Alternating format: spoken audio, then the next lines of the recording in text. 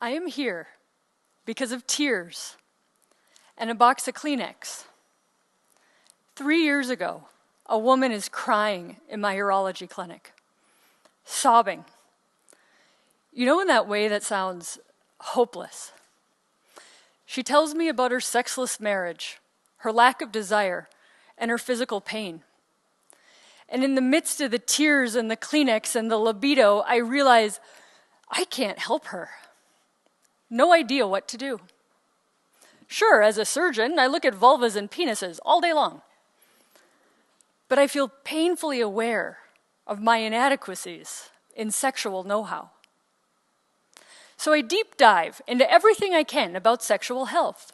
I read the books, I go to the conferences, I even interview people who are experts for my podcast, which is when I realize this is a huge problem.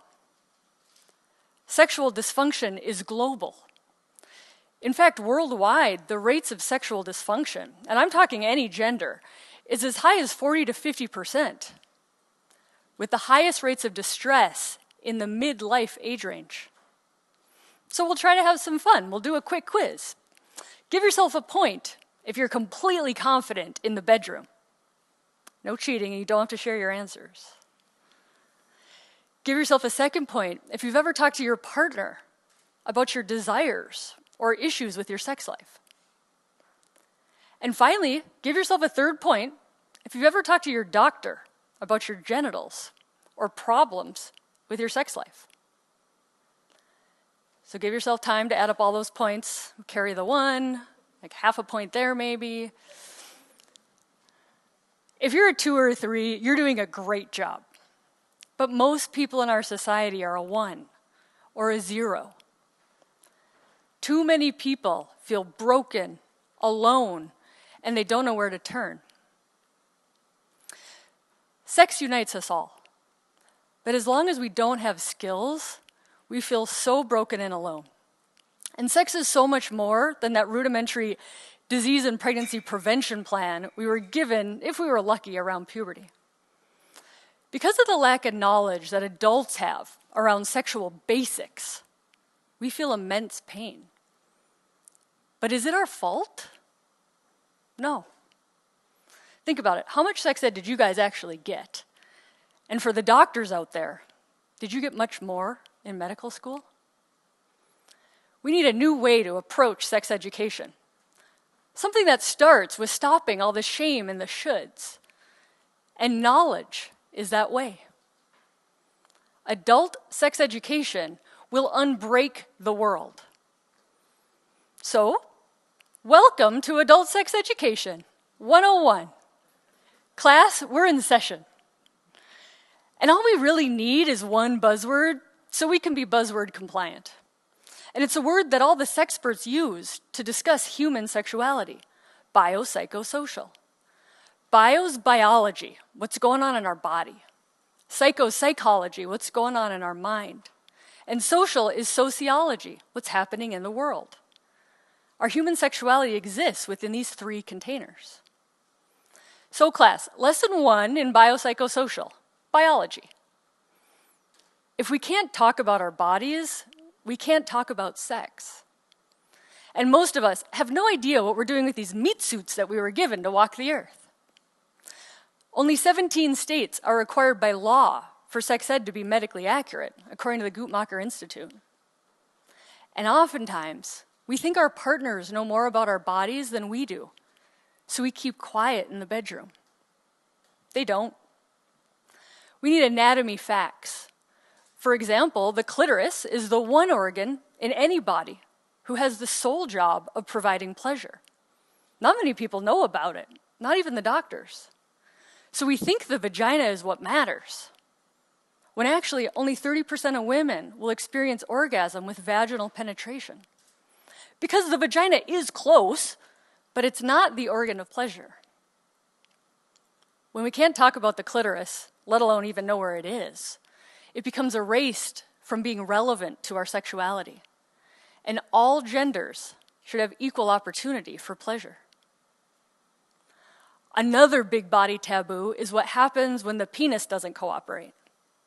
It's so shameful that people completely stop being intimate over it. And it's pretty common. Erectile dysfunction affects up to 40% of men by age 40, according to the Cleveland Clinic. Newsflash, erectile dysfunction does not make you less of a man, and you don't have to stop being intimate over it. I have patients with no erections who have amazing sex lives, but nobody believes me because we never talk about it. All right, class, lesson 2 in biopsychosocial, psychology. Think of the biggest sex organ. No, it's not that, you guys, it's your brain. But if your brain is overly concerned with body image and performance, or what they call spectatoring, which is like watching yourself have sex and judging it, you are missing out on the fun and the pleasure of sex. And we have to talk about desire, also known as the libido or the sex drive. Low sexual desire is the #1 complaint by women in our society, but men struggle with low desire too. So many people think desire is like this product or supplement to be purchased on the internet. Like, go get your desire and then just like carry it around with you. You'll always have it. But desire can come and go. It's fluid. It can be spontaneous or it can be responsive, and that's all normal.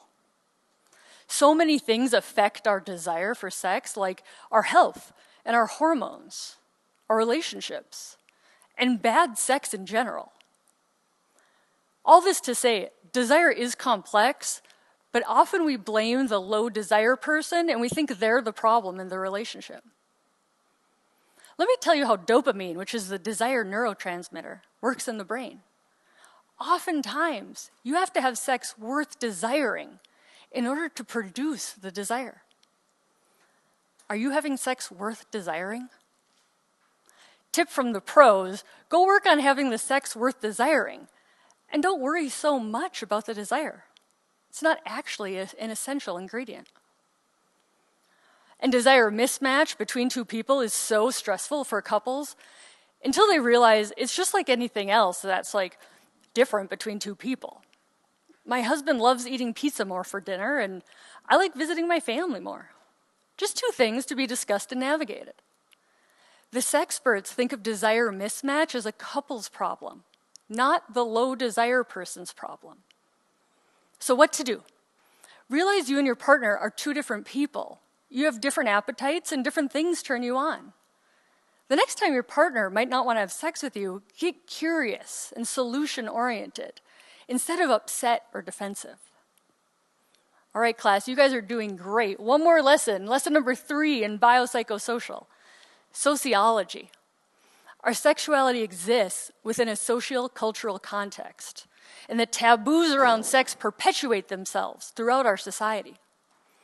Oftentimes, our religions might not be very sex positive, and maybe our parents didn't help us out. And since your education stopped before you adulted, where do we go? The movies. But Hollywood and porn get it wrong. A scripted, edited world where spontaneous desire, instant, simultaneous orgasm, and penetrative sex live. We feel broken that we don't live up to these fictionalized ideals. The media is trying to sell you something, but it isn't a better sex life. And nothing screams societal bias quite like orgasmic inequality.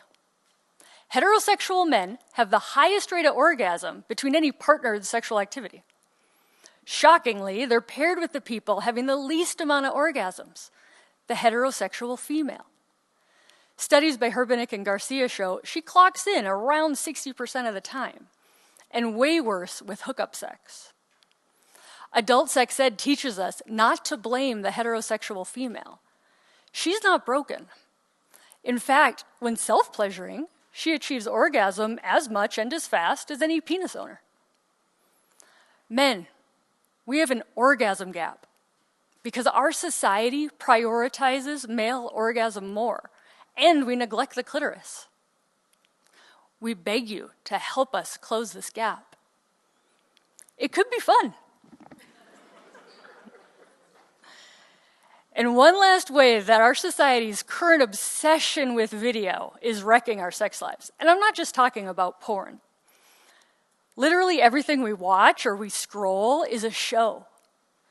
And so sex, too, has become a performance. When sex is a production instead of a connection, we create things like performance anxiety and the fake orgasm. Release the need for performance-based sex. And remember, pleasure and connection are our goals. All right, class, you've just been empowered to understand how your bodies work and to prioritize communication and orgasmic equality. Unbreaking the taboo around our bodies and releasing society's grip on our beliefs around sex can open up pleasure and sex for us in a whole new way. Realize that when the mind and the body come together in the present moment, that orgasmic experience, it can be as close to a transcendent spiritual experience as many people ever get. Goals, right? And look, nobody is so good at sex that they can't get better. And if you're not having sex or you're having bad sex, it doesn't mean you're broken. Good sex is a skill. Great sex is biopsychosocial. Class dismissed.